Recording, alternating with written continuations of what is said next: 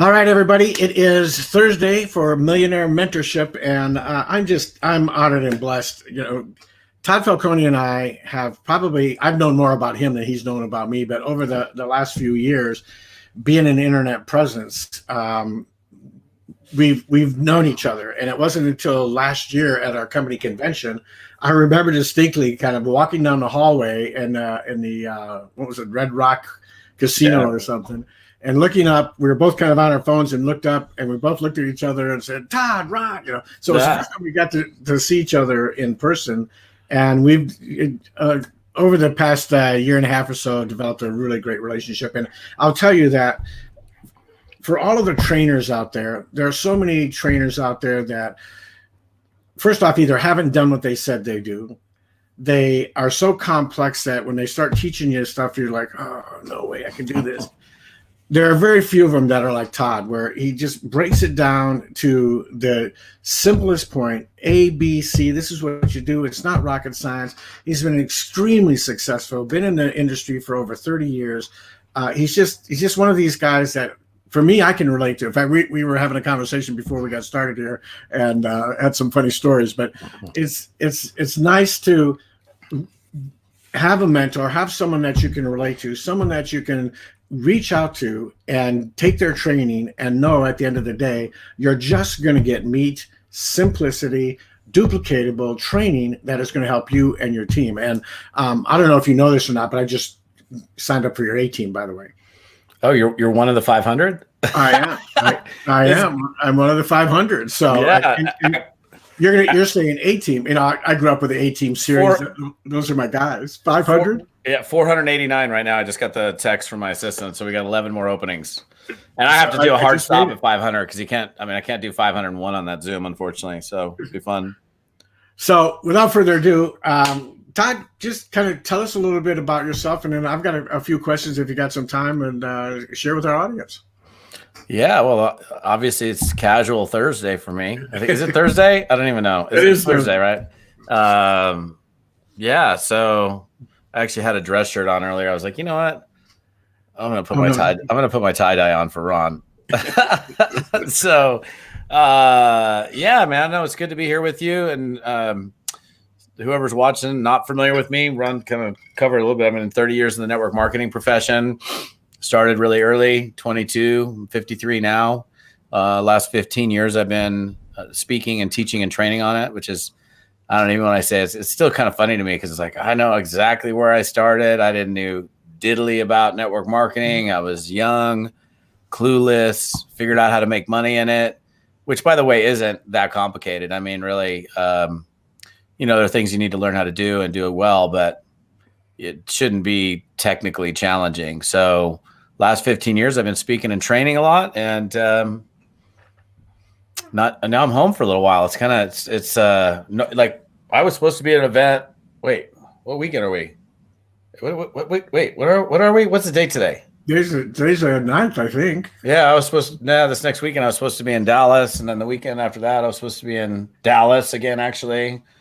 And then I was supposed to speak this last weekend. So staying home is kind of fun. I mean, I'm home most of the time, but then I fly out and to go do a trip or whatever and go speak. But it's kind of fun not that this whole experience is like, yeah, I love this. This is amazing. Like somebody posted on their Facebook, I'm going crazy. I got to get out of. I'm like, just, have a glass of wine, go for a walk, chill out.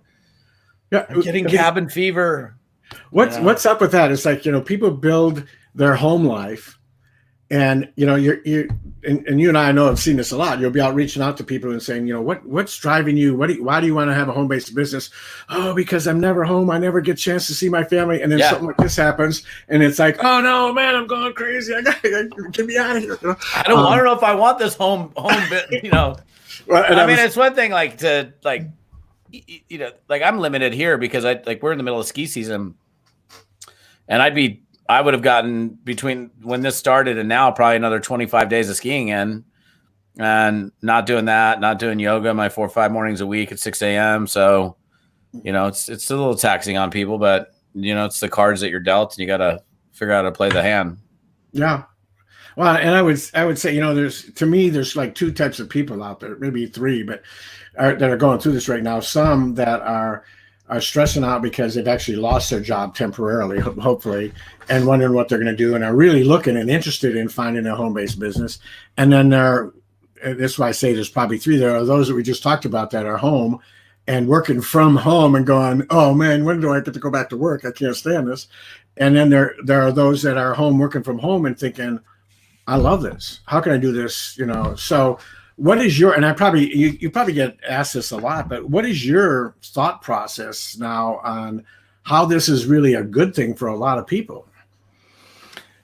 Well, I think in a number of, it's interesting. So I reordered corporate checks today, and I talked to this girl who took my order, and she was at home, and she's like, well, what's Reach for Success? What is that? I said, well, I teach entrepreneurs how to be successful working from home. And she's like, well, I'm at home right now.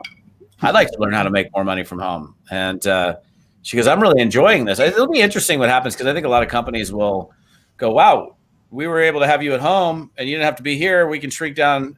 We'll see businesses that'll get reinvented, I think, as a result of this. But what I'm seeing right now, obviously, I think we're all seeing it, is everybody, for the most part, is in some degree of lockdown. Some places more than others. I talked to a friend of mine today in Texas, and they live out in the middle of nowhere. And it's kind of like business as usual, because they're way out, kind of going to the local store. And there's just not a lot of activity with this Corona stuff going on over there. But these metropolitan areas, Seattle, San Francisco, New York, other, Chicago, other busy, Dallas, busier cities, they have to do what they have to do. So people are obviously at home. And I don't think I know this, and I've done this on a few trainings that I've talked on the last couple of weeks. Cause I've done this is you're number 50. Wait, 58? Yeah. You're number 58 for me. So yeah, can you believe that? Top 10. No, you're in my top 10. You're just the 58th Zoom or training that I've done in the last 2 weeks. But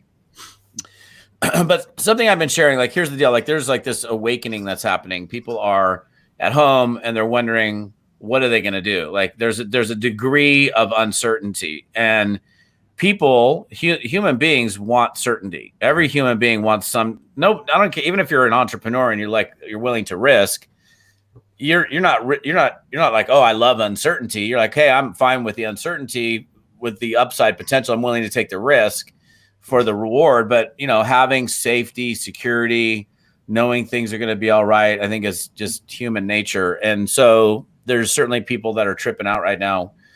And, the thing is, what are you going to do about it? So what am I going to do about it? You're going to go lick a bunch of freaking groceries. I mean, seriously, I saw some other lady just get arrested. She went into a grocery store, licked a bunch of groceries. She got arrested. What kind of, that's just people are nuts, man. Licking the groceries. What's up with that? I have no idea. That's people licking toilet seats, licking groceries. That's gross, right? So I just know that there's people at home right now that are looking for an opportunity, and they don't know if their job's going to be there. They don't know if their company is going to be there. And, if I don't know who's watching this, but if you're involved in network marketing, then you have a potentially viable solution for those individuals. And I think it's important that you don't just sit around and, lay on your couch all day and, do all your honey-do lists. I'm sure you can get, a lot more done because you're at home. But I think this is a time for you to step up your production because there's a lot of people that need what we have. But even as I say that, I want to make sure that we don't go out in the marketplace in a way where we're like ambulance chasers or taking advantage of. But I think an obstacle is any obstacle is opportunity in disguise. If you have a big roadblock in front of you, it's like, what's the creative way I'm going to get around to my destination? There was this landslide. Let me see if I can back up, go down this road, go down the other way, and then still get there. Right. So, if you're watching this and you're not in any kind of home-based business, then I'd suggest looking at one. In fact, the girl I talked to today, when I was ordering my checks, I said, are you a W-9 employee, or do they 1099 you? And she goes, no, I'm an employee of the company. I said, well, because she asked me about home-based business, and I said, well, one thing to consider, if you're a W-9 employee, is you have very limited deductions. I try not to get too complicated with her, but you can't write off expenses that you already have already. So it would be smart. I just basically said it would be smart of you to do some type of home-based business, because the moment you start a home-based business as a W-9 employee, it puts you into a different tax category that enables you to deduct expenses that you already incur, which would now be applied to your business. And so even without really yet profiting in that business, you've already put yourself in a net gain. So a lot of people don't understand that. And it's, sometimes you start talking to somebody, they're like, oh, I don't even understand, you don't need to be a tax expert to understand that stuff. Just know that you could write off maybe your cell phone or your, business use of home, or portion of your gas, rent, utilities, your internet service, things like that. You buy printer paper. Well, that's a write-off for your business. You buy a new computer. That's probably a write-off for your business. You buy a microphone like this thing's dangling right here. That's a write-off for your business. So I think that people need to significantly show up right now. What else are you going to do? Lay around on the couch all day? I mean, that's going to get old after a while. Yeah, I mean, it's like the old saying, right? If not now, when? And if not who, if not you, who? I mean, there are people that I know that are in network marketing right now that are playing the woe is me. What do we do? Nobody wants to buy. Have you heard that one? Are you kidding me? Like nobody. Okay, I would say I've actually talked about this. This is interesting. So for sure, people are a little bit tighter with their wallets right now. That's a fact, right? I mean, if you're not working, you're thinking about my bills and how much money we're spending. So I would say that there's definitely a degree of truth to that. But at the same time, and I did a training yesterday for a company that they're very product focused, which, is great. In fact, most network marketing companies should be focused on end user consumption. There has to be a retail aspect to the business. It can't be just recruit a person to recruit a person. But I even on this training, I said, look, I know you guys are really product forward, product centric, product focused. But if I was in your shoes right now, and I'm out there talking about what I do, I would absolutely be talking to everybody about the business, because when you talk about the business, the product has to fit into that conversation. If you just talk about the product, the business does not have to fit in that conversation. So I just think that and I've done this with a couple companies where they are very, very strict, like product first. There's like almost no opportunity. I'm like, you guys need to be talking about the opportunity, because then the product fits in the opportunity. And the only reason the opportunity exists is because your product fills a void or relieves a pain. So you'll move product as a result of talking about the business. And I hope everybody that's on here today and watching this, whether it's in the replay, and please share this out. Todd's always got some amazing nuggets here, but I hope you're hearing what he's saying, is that this is not the time to be squeamish and pull back on your business. This is the time to be pushing harder than ever. And I don't know what the numbers are, but I know with our company, I think Josh was saying it, last month was one of the biggest months we've ever had. So, things are still going like crazy. People are still out there wanting to get things, wanting to change their lives, and wanting to, move forward. Here's a question I want to ask you, and I'm not gonna. I'll tell you maybe later who gave me this question. As you know, you may recognize the question, and he's my upline mentor and an amazing friend. But what is the one question that you wish network marketers would ask you, but they never seem to ask?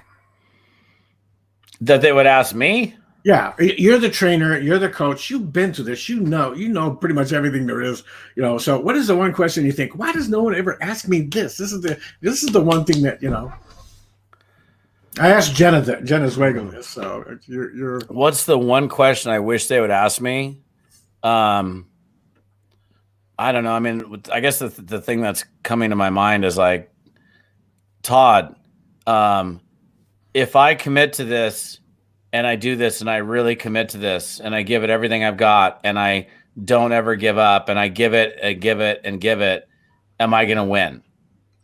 Yeah. Am I really going to win? And my answer is a definitive yes. You will win.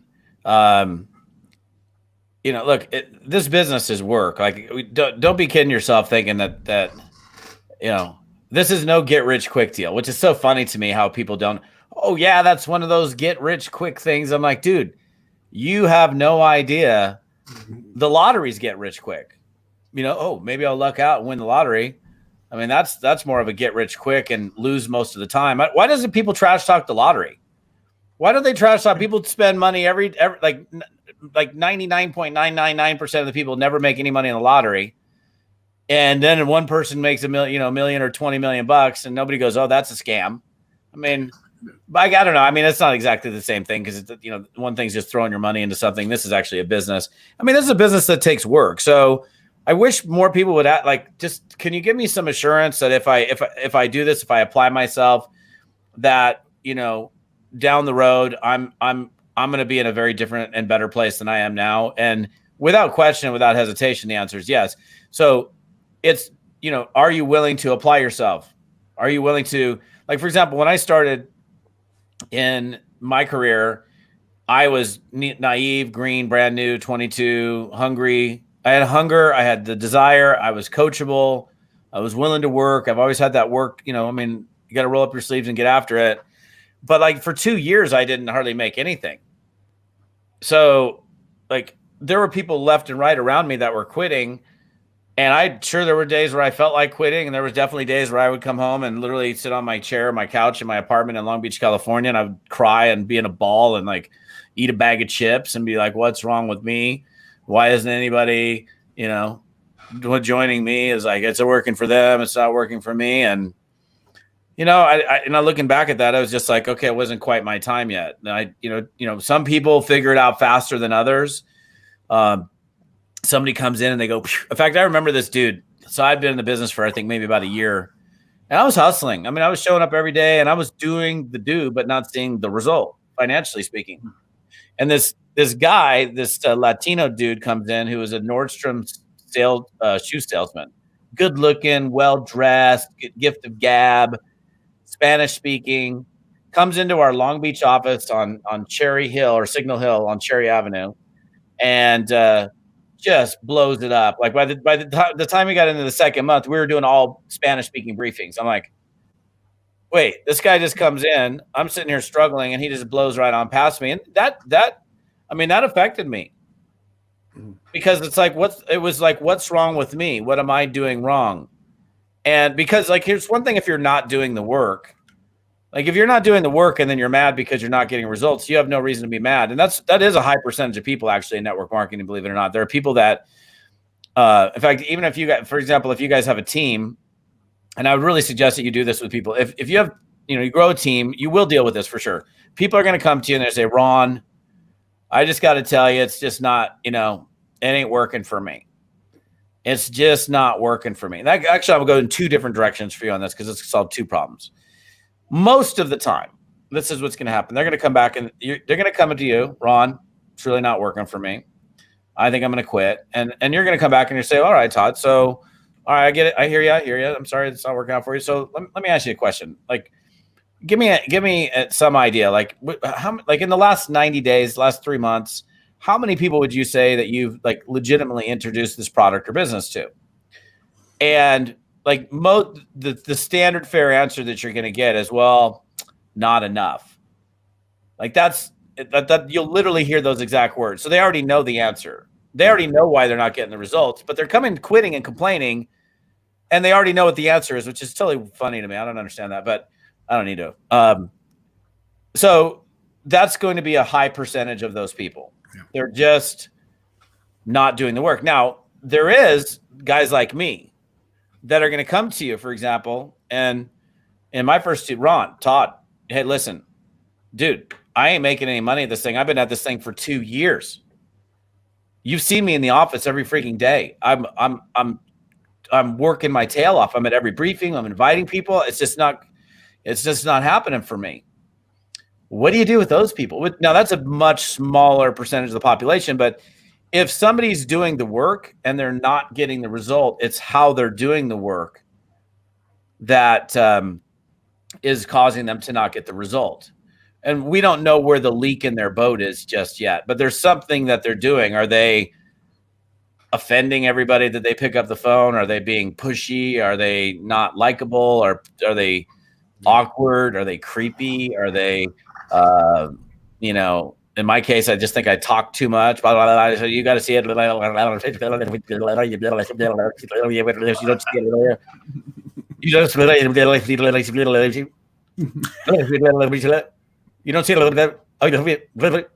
and I would just talk like business out the door. My two biggest problems actually early on were one, I talk too much.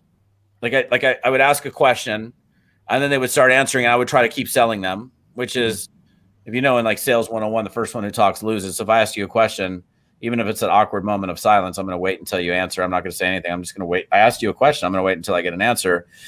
And I think the other, I know the other thing for me early on was when like, you've seen me speak and you've hung around me. I'm super serious about training. Like this is not a joke for me. Like anytime I get in front of an audience, it's not like I take this time very seriously. Anytime I speak on a stage, it's serious time. But at the same time, I'm a freaking goofball. So cracking jokes and making people laugh. And I mean, if you see me on a stage, if you're not laughing, must not be getting my jokes because I get off the stage half the time like, you should be stand-up comedian. I'm like, I just did stand up. They're like, oh, but you came here to learn and you got the benefit of having a funny speaker. I don't want to do stand-up because then I have to be funny. And then if I'm not funny, then I get booed off the stage. So when I started though, I was, I was serious, but I was so serious that I was pushing people away. It's like I wasn't having any fun. Like, where'd the fun, Todd, go? Honestly, even like I have CDs of me speaking 15 years ago when I first started speaking. And it's weird to look at that. Like, wow, it was all serious and no play, Todd. So I think the natural side of me, for whatever reason, I don't even know where that comes from. But if you're going to do something, I mean, do it right and treat it seriously. Don't haphazardly do it. So when I look at like first seminars and trainings that I did, like right when I started speaking officially, and I can even see the suit that I was wearing, a suit with a tie. I never wear a suit and tie anymore. Ever. I mean, look at me right now. I'm in a freaking tie-dye t-shirt and a surf hat, right? I love it. I don't normally wear this on stage, although I think I did at your last conference. I wore a tie-dye. I wore a tie-dye button down. So that was professional. Yeah. Button down dress shirt, but it was tie-dye. I got pictures of that. Yeah. So so then if somebody comes back to you with that, then it's like you got to figure out like, well, Ron, let's see what you're doing. Yeah. And one of the things I do, and I don't do a whole lot of one-on-one coaching. I'm pretty selective, like with coaching people one-on-one. But one of the things, if somebody's doing the work and they're like really, really struggling, and they're just like, dude, I'm doing the work, but I'm not getting the result. Like I'm doing the work. Then I can analyze what they're doing. Like I worked with an ER doctor I coached him like for 2 years. This guy, ER doctor, I don't know nothing about doctoring. I mean, this guy, he's an ER doc, very educated, very good. But I'd never done anything with med. Well, that's not true. I got my, my EMTB for ski patrol. So, I mean, I can be first responder stuff, but I'm definitely no emergency. So I guess that's not exactly true. I don't have a medical degree, but I ski patrolled for 9-10 years. So I definitely can fix somebody or put them in a, whatever, they fix them up real quick and bag them and tag them and take them down the hill. Right. But this guy, when I first started talking with him, he was so socially awkward. Like him picking up the telephone was so weird. Ron, hi, I am Todd. I understand that you would like to make money. Are you open to a business that would be nice for you? Like it was so uncomfortable. I'm like, dude, how can you be so good at being a doctor and so like awkward on the phone? And so I would listen to him on the phone, like he would record his calls, and I'd stop the tape. Did you hear what you said? Back it up. Let's listen to it again. Next time, do this. And we got into it a year later, and he was smooth. And I just saw him at Eric Worre's event last, I don't know, whatever it was in November. And I was like, hey man, how you doing? He said, doing great, blah, blah, blah. Like, he's like, this is 4 or 5 years later now from the first point I met him, and he's completely changed. But so like, you don't see me when I started. Like when I started reading from a script and making calls, nervous, dry mouth. Like, when you get nervous, your palms get sweaty, your heart rate goes up, and I'm like, my mouth is all cottony and dry, not from smoking weed, but from just nervousness. That'll give you dry mouth too. Apparently, that's what I heard from people. Yeah, I read that somewhere. I read that in a book someplace. But I'm sitting there. I'll never forget this. I was on the phone with this guy. So we were working in a training center, we had like 20 desks in an office, and people come in to see live business presentations Monday through Friday, 1 o'clock, Tuesday and Thursday nights at 7 o'clock. And I'm on the phone with this prospect, and I was so nervous, and my mouth just turned into a desert, and it was just click. All you could hear was just like clack. We've all, if you've been to like seminar, somebody's nervous, they're on the microphone picks up the click way more. You can just hear the pastiness of their mouth. And he was like, dude, will you do me a favor, please, and just take a drink of water?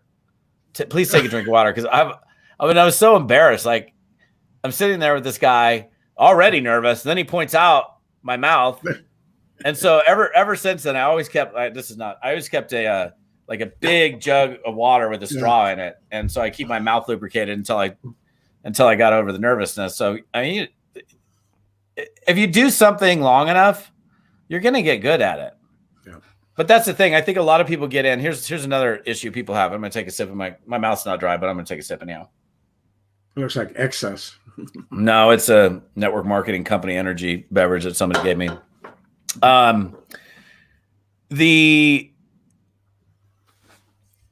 You have to exercise patience. And it's really hard to make this shift, because if your whole life you work for 2 weeks, you get a check, work 2 weeks, get a check, work 2 weeks, get a check, which is kind of standard. I don't know, maybe you get paid weekly, I don't know, but most people it's like, you 2 paydays a month or whatever. And then you get involved in network marketing and you worked a whole month and you got $3.85 as your first bonus check, but you worked the whole month. You're like, what? And then you get to the end of the second month, you're like, $89. I'm 2 months in. I've made like maybe $90. Wait, what's up with this? So it's like a different, and I'm not saying it will be like that or, needs to be like that or is like that. Sometimes it is. I think my first check was like $14 and something. Like, wow, whole month. And I made $14. Wow. I could almost eat at Taco Bell. And you have to understand that volume takes time to accumulate. First it's you, then it's you and one, then it's you and two, then it's you and a few, then it's you and a few more, then it's you and a few more, and then a few people drop out, and then it's you and a few more, and then somebody drops out and they don't do anything, then you bring in more people, and then you bring in more people, and then all of a sudden you're like, wow, you're like, oh my God. Like people refer to network marketing, it's like the first year you're going to be like the hardest paid, or excuse me, the hardest working, most underpaid person on the planet. First year, you're going to be the hardest working, most underpaid person on the planet. Second year, you're going to be decently paid. You're going to still be hardworking. Third year, you're going to be like, yeah, I'm working pretty hard, but damn, I'm making some really good money. By year 4, you're like, wait a minute. Is this real? Let me pinch myself. How can I possibly be making this much money doing what I'm doing? And you become like I don't want to say the least working, because I don't want to plant a seed that you get to year 4 and all of a sudden you stop working. Yeah. Because people do that too. They'll get to this is a big mistake. People get to this point and they're like, oh, I've made it. Yeah. I'm like, you haven't made it. You've made some, but you haven't made it. That's a big leadership mistake that people make, because they stop doing the thing that got them there in the first place. Well, one of the things, Todd, you said that really hit home is those 2 reasons. People come to you and they are quitting or struggling, but they're not really coachable. They're not really doing the do, right? They're just not doing it.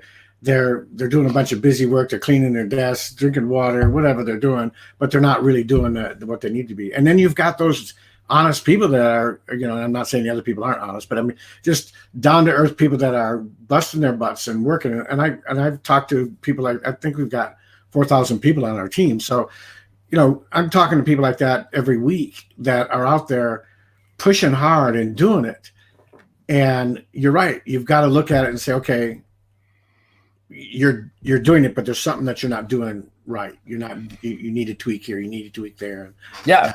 And so people don't understand that. No. So if you're doing something and you're not getting a result, then see if you can do it a little differently. Right. Yeah. If you're trying it this way and it's not working, I mean, if it was me, I'm going to go ask my sponsor and get advice from somebody who's an expert, or somebody that can give me proper guidance Otherwise, it's like I'm trying to feel my way through it and figure it out on my own. Eventually, okay, now it's smooth, right? I'm doing it better now.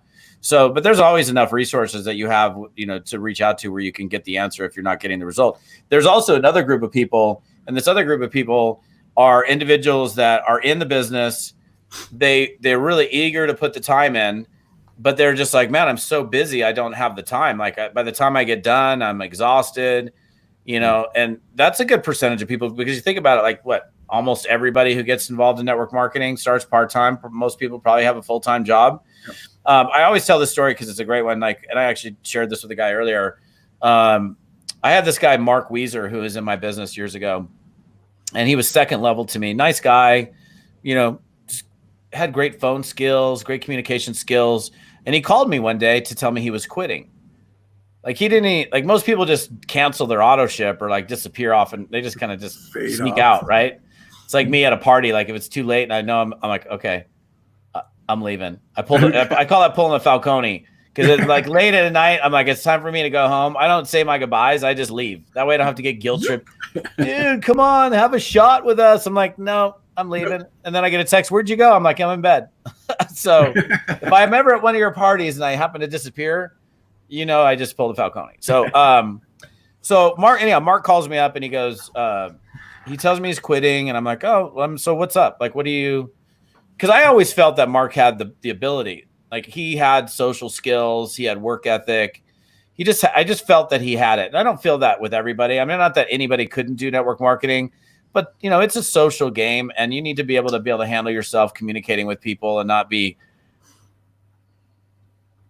so, like socially completely awkward. You get past that. I mean, people can work themselves past that. But so he asked me, or I asked him, I said, so tell me, like, what's up? And he said, I just don't have the time for the business. I said, well, what do you mean? He said, well, I work 70 hours a week. I'm very involved in my church. I've got my young kid. I need to have family time. And he goes, I have no time. And he goes, I got a 2-hour commute every day. And I was like, I heard 2-hour commute. And I was like, you got what? You drive an hour into work and an hour on the way home? He goes, no, I'm 2 hours into work and 2 hours home. I'm like, where are you driving? He goes, I go from Riverside to downtown Los Angeles. Wow. And I'm like, my first question is like, well, what are you doing in your car? And he goes, you're not even going to like my answer. I'm like, well, give it to me. He goes, well, I'm listening to talk radio. He didn't even say, I'm like roving university. I'm listening to, cassette tapes back in the day, or like growing my skills. He's like, listening to talk radio. I said, listen, bro. I said, I'll tell you what. If you get your lead list ready the night before you go to work, your prospect list, and you print it out on whatever big font, and this is like when cell phones were like really expensive. They didn't have unlimited plans. I said, call your cell phone company and like max out your minutes. And I said, if you increase your available minutes on your cell phone, you get your prospect list ready, and you prospect people on the way in and on the way home. I'll be there for you for 3-way calls and support, and I'll help you do this. Like literally the next day, 7 o'clock in the morning, first 3-way call, 7:10, next 3-way call, 7:20, 7:30. Like he hit me with more 3-way calls that year than all of my organization combined, literally. Wow. And he did it like in the 2 hours to work and the 2 hours from home. We took him from quitting to over 10 grand a month in less than a year in his car. Yeah. So here's a guy who's quitting, who's like, I don't have the time, because he wasn't looking at his time in a different way. And I just have learned to do this over the years, like 5 minutes here, 10 minutes there. That's like, that could be a call. That could be a reach out. Very seldom am I in my car running errands and not on my phone. Like the moment I before I leave my driveway, I'm already on the phone with somebody. So he gets to whatever, like 10, 12 grand a month by the end of that first year. The next year, he personally recruits 250 people. The next year. What is that? That's like 25 people a month. And here I am, like I was one of the top recruiters in the company, and I couldn't beat him. The guy that taught him, I couldn't beat him. I'm like, he was number one, I was number two, or he was number one, somebody else was number two, I was number three. I'm hustling my ass off to try to beat Mark, and he beat me every single time. I think the reason he beat me is because one day he called me up and he's like, hey, so, and this is actually a question I answered for somebody else today.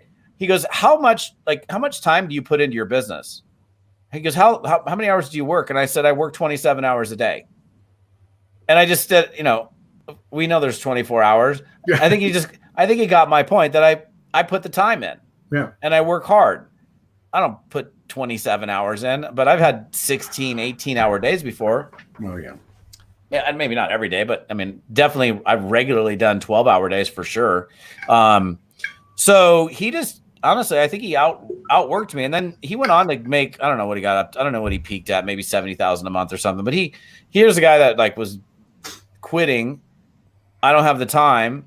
And then he ultimately, was able to learn how to look at his time differently and take advantage of downtime and turn it into productive time. And then he ended up like, finally putting new carpet in his crappy condo that he had, because it's like, I haven't had new carpet in this place for 7 to 18 years. I don't know how long it was. Like, it's bad because I don't want to have guests over.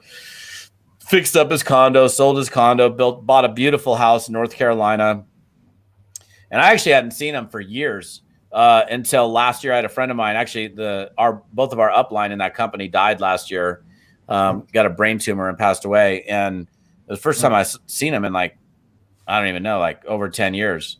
And I'm like, what are you doing? He's like, I moved back to California. We bought a beautiful house. And, but it's so cool to see people who are about to bail, be taught how to maybe look at something differently and then take a different action.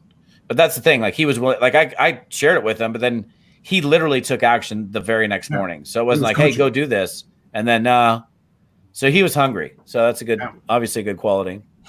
Do you remember these? Oh my gosh, look at that thing. Absolutely. I remember that. I can't even believe you have that. I want that. I've been looking for the original one with that used to carry around in a bag. Remember those? I've got one of those too. The old Motorola's? Yeah. Man. You had the bag, you pulled it out. That's a collector's item. Well, one of my last I think it was YTB or one of those companies that's not around anymore, travel companies. I did really well in it, and I was up on the stage talking about making phone calls, and in the middle of me talking, somebody ran up and handed that to me. Oh, really? To do a phone call with, kind of thing, So I've kept it. I use it for the grandkids, for Santa Claus and things like that. But you're right. No matter what it took, we did the business. Even carrying around, and you remember the cost of a phone call on those things. Oh, $7 a minute or something. It was ridiculous. Let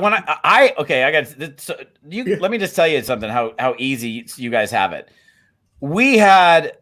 Back in the day when it was like MCI and Sprint, I would shudder when I would get my bill, my home phone bill, because I'd open it up and I'd be like, oh my God, $1,300 for a phone bill. Nobody pays that. It's like, who knows? You got unlimited long distance. Then cell phones come along, and that was really expensive. And so my first 2 years, I made no money. I ran out of cash, had to move home to live in the bunk beds at mom and dad's house, take a job at their radio station, found another network marketing company within a couple months to keep my sanity, having my check and my product shipped to a friend's house. Because if my mom found out I was doing network marketing under her roof while I was like regrouping financially, she would have like kicked me out of the house, and I needed the roof. And so this, now I'm dating myself, but I would leave the house with a roll of quarters and my pager. Remember the pager? Where's your pager? I know you got a pager sitting there someplace, right? And I would sit there and have my book there and make prospecting calls, throwing quarters into a payphone, and leave a message, page me back. They'd page me, I'd call them back. And now it's like you got these things, and this is like, a full computer sitting in a phone, surf the internet, look at videos, send stuff. Apps. It's crazy. This is ridiculous. I was talking to somebody the other day, and they were saying, well, yeah, but you guys had whiteboards and all. I started in 1970 in network marketing. We had an easel with a pad that you used a magic marker on. Oh, yeah. And then you pulled the sheet over, and you drew your circles and everything. You didn't, I can't believe the power in this little guy right here and what we can do. And it's a phone-based business. It is. It's a phone-based business. Do you remember the whiteboard? Like, so I got my whiteboard here. I'm not going to share my computer because I got a big giant computer screen, but I have a whiteboard here that's that keeps my travel schedule for speaking for my wife. Yeah. And remember back in the day when you wrote on a whiteboard and the whiteboard pens would make a noise? Oh, They yeah. squeaked like ring. So I got to tell you, like, this is, I don't actually share this very often, but people ask me like, well, what's the biggest breakthrough that you ever had, or what are some breakthroughs? And I always go to this one because I was at the Bonaventure Hotel in Los Angeles in 1991. Robert Hollis was probably there. In fact, I guarantee you, I know for a fact he was there. And I remember the top distributor and the lead guy in this company being up on stage, who I'm like completely mesmerized by. One of the, still to this very day, one of the greatest speakers, motivators, network marketers I've ever met. And I actually showed this to my wife last week. I pulled it out. I was like, check this out. So he's up on this big stage. So 5,000 people at this event. And they put this on the big screen. They put this video of him in 1986 with a company called Consumer Express, which turned into Nutrition for Life. Mm-hmm. Consumer Express. And he's doing a whiteboard presentation in a kind of a crappy suit, bad hair. His teeth were kind of messed up. He got his teeth fixed, squeaky pen, no charisma. And I'm like watching the video, and I'm watching him, and I'm watching the video, and I'm watching him, and I'm like, oh my gosh. If he can go from there to there, from 86 to 91, I got a chance. Okay. I had like this, It was like, no. And I remember thinking to myself, if I even do 10% of what he is, I got a chance. And because people always like, Natalie Cole has this quote, people see the glory, but they don't know the story, right? Yeah. So they see like where you are. You must have it's been always easy for you. You've like, yeah. Like, dude, you have no idea all of the stuff, all of the, ups and the downs and the challenges and the tough days. All you see is now like, oh, you must have always been such a great speaker and funny speaker on the stage. I used to be peeing my pants getting ready to go up on the stage. Like literally, like I never peed my pants, but I felt like I needed to pee my pants like when I first started speaking. So it's just a journey. We're all on the journey, man. So I love it. During the Winter Olympics night, you see the figure skaters, and my wife and I used to watch that periodically, and they just make it look so easy, so smooth and easy. And when you talk about that pain, but some of those, all of them, what they go through to get to that point. I mean, it's ridiculous. And you're right. We see the people you mentioned, Robert Hollis. We see you and Robert Hollis and the people that are speaking on the stage and that, and it looks easy. I get people with me, saying, "Well, you do lives every day. It's easy for you." Well, no, it wasn't. I've been doing lives for a long time, and it's you've got to get through that pain. You've got to go through that journey. You've got to get gooder and gooder, and the only way you do that is by taking action. And you're exactly right. Yeah, and you know what? When somebody comes to you and they're like, "Oh, it's easy for you," I'm like, let me ask you a question. Can you tie your shoe? Tie your shoe for me right now. What? Yeah, of course I can tie my shoe. When you were 3, before you ever wore a shoe, and the first time you put shoes on, did you know how to tie your shoe? No. How did you learn to tie your shoe? Well, my mommy and daddy taught me. Whatever you call it, loop, rainbow, bunny ears, whatever, and you did it and you fumbled it. And somebody taught you to do it, and you did it over and over again, but ultimately now you're just like, you do it without even thinking about it. It's the same thing. It's really no different than tying your shoe. Why would you expect to be great at something that you've never done before? Like one of the things I've had to teach my youngest boy is he'll say things like, "Dad, I'm just not very good at it." I'm like, yeah, because it's the first time you ever done it. Like I remember when we were on like first real season for him on skis, like 3 seasons ago, he could barely stand on skis. Like he was like, "Dad, I just can't do it." I'm like, yeah, because you've never done it before. And by the end of the first season, he was summiting Mount Bachelor, like skiing from the top all the way down. I took him. We have a lake like 90 seconds from my house, and I teaching my boys, this whole stay-at-home thing, how to fly fish. And fly fishing is they can fish, they can flip it and go, with a spinning rod. But fly fishing is very different. It's all timing, right? It's timing. And he was getting really frustrated. He's like, "Dad, I just can't do it." I said, "How many times have you thrown a fly rod before?" He's like, "Well, never." I'm like, "Okay, And he's getting in, and new fly people are like, lines going everywhere, getting caught up, and they can't cast very good. And I've fished my whole life, and I like learning to fly cast is not easy. And he was just about to quit. He was like almost in tears, and he got out there far enough. Oh, hooks a trout, and hooked a nice fish. I mean, actually, I got this is I don't think I have that many pictures on here from, but how cool is that to go from a position of frustration to, oh, bam, look at what happened. I just caught this amazing fish, and he was ready. Like, I mean, look at the smile on his face here. Look at this. Hang on a second. So I don't know. It's kind of got some glare, but it's weird when you got glare. Let me see if I can. Yeah, but he's got like a 18-inch trout in his hands, right? And he's like, 30 seconds before that, he was like ready to go. I want to go home. So that's your first paid affiliate, right? Yeah, yeah, exactly. It is. I mean, it's exactly. You've been out there casting, you've been out there, fishing, and all of a sudden you catch that first one. It's like night and day. Yeah, yeah. Well, Todd, man, this has been awesome. I always love chatting with you because we've got such good stories. But I want to give everybody a chance, and Todd and I talked a little bit beforehand, and I just got involved with his A-team training, which starts next week, I believe. And, it starts Tuesday. Tell everybody a little bit about that. I know you don't have a whole lot of openings left, but what's it all about, and how, if they want to, if there's openings, how they can get involved. Yeah, actually, before I talk about that, let me see if there are any openings. Hang on real quick. I just got to refresh the screen real quick. So you see what's happening. If he says there's 3 openings, you need to. No, I'm not going to say there's 3 because I know, I don't know the exact number, but here's the deal. We were at 4:01. What time is it now? It's 4:46. I got a text from my assistant. We're at 4:89. I can take 500. So I'm just going to tell you right now, if you want to do A-team, don't even wait a second. I'll tell you what A-team is real quick. It's the analogy I use in the video. I'll give you the website. It's toddfalcone.com/team, TODDFALCONE.com/TEAM.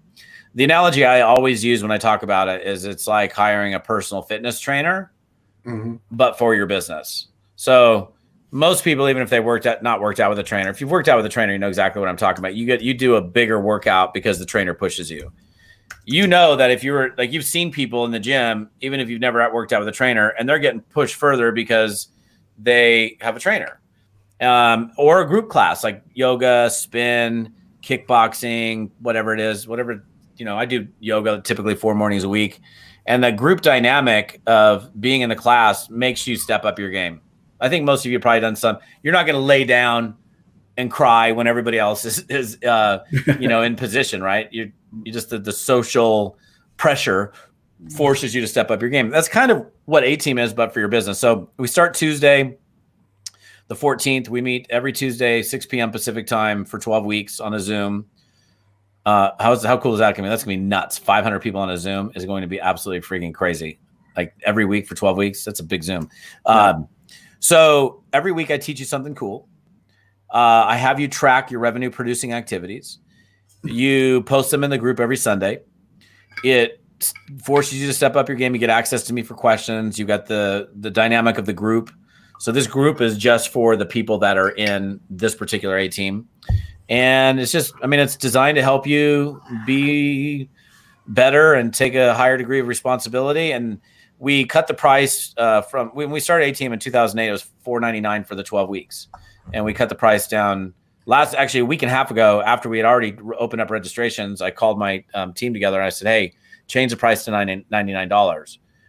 And I know you've done A-team before, and I know you didn't pay $99, so don't be mad at me. But I did it because for one very simple reason. There are a lot of people in network marketing that are spun, and they need now more than ever to be in something that's going to keep them like moving in the right direction. So we dropped the price dramatically. And then I also threw this thing in. You get the digital version of this. This is called Cracking the Code to Success in Network Marketing. That's huge. This is a really great, I'm proud of this training. This is, I spent a lot of time putting this together, and it's cool. The physical version is beautiful. It's like 6 volume, 19 CDs. But you get the instant digital access to it. So like right after you register within like 15 minutes, you should get a login and password. That sells for $4.97 on my site, but you get that for free. So I think we kind of put together a deal. The reason we got 500 people is like, it's kind of like one of those, I'm going to make you an offer you can't refuse. Whatever that is. Like, I think I screwed that one up. I don't know. That's some Italian. Okay, Marlon. Yeah, exactly. Marlon Brando. Right. So, but but seriously, this is no BS fear of loss. It's like, in fact, my assistant's on it. Like, she's been sending me updates all day. As soon as we hit 500, we're done. Cause I cannot take 501 in my Zoom. So if you want to do it, and if you go to the site, check it out. If you're feeling it, if you wait till tomorrow, you're guaranteed not to get in. In fact, I'm probably, after I get back from fly fishing tonight, I'm going to have her shut down registrations. And then they'll have to wait for another quarter. So, yeah. And I'm going to tell you from my experience and from everybody that I know that has gone through this, it's invaluable. You don't know how valuable it is to have your feet held to the fire, so to speak, to make you accountable and get you doing those things that you really need to do. The other thing too is, and I forgot to say, I haven't ever put a plug in for this, but this is one of the best books that I've read in my network marketing career. And wow, I'll take that. It's thin, it's quick, it's easy, and it's very, very down to earth, great information. And I love it that it comes in our kit with our company. And it's what I tell everybody when they first get in. You're going to get your kit, and the first thing what do I do when I get my kit? You pick that book out and you read that book. You sit down in one setting, you read that book, and then you're going to read it again. It's got a ton of information. So, Todd, man, a ton of value and fun. This is what this business is all about, in my opinion. We make jokes. Someone was asking me the other day, like, well, what do I do when I do my lives? And I said, well, they were showing me their first live, and it was just like you kind of had done before. They were like, and I am in a company, and oh, I'm so excited, and I wanted to say, smile, drop something, have somebody walk in on you, do something that makes it exciting. And this is why I do this business. I'm 68 years old, and I'm having more fun in life than I've had in 100 years. So I'm thankful that we have people like you, Todd, that are so passionate about this industry and about helping and training people to get where they can get, so they can enjoy this life. So yeah, it's a cool business to be in. You make a lot of great friends. You challenge yourself. You grow. And any last amazing words? Amazing words. I'm going. My amazing words, or I'm going fishing. That's where I want to be. I want to go fishing. Coeur d'Alene's got some great kokanees and a lot of good trout. So it's time to go fishing. Yeah, no, my neighbor's coming over to my house here shortly. We're going to go fly fishing in the lake. But no, I just want to, first of all, thanks so much. I mean, it's cool getting to know you. I totally remember when we first bumped into each other. I knew who you were, and you knew who I was, and we were like, hey, what's up? What's up, Ron Derrick? Yeah. So I remember that first bump into each other, and it's just cool to meet, it's just normal, real people that get into a cool business, and those people that show up and work and treat it like a business. It works for them. The people that don't. So do, and you'll have success. So Ron, I appreciate it again. Thanks so much for having me. And yeah, brother, we'll see you soon. Love your shirt. God bless. Thanks. Thanks, Todd. See you guys.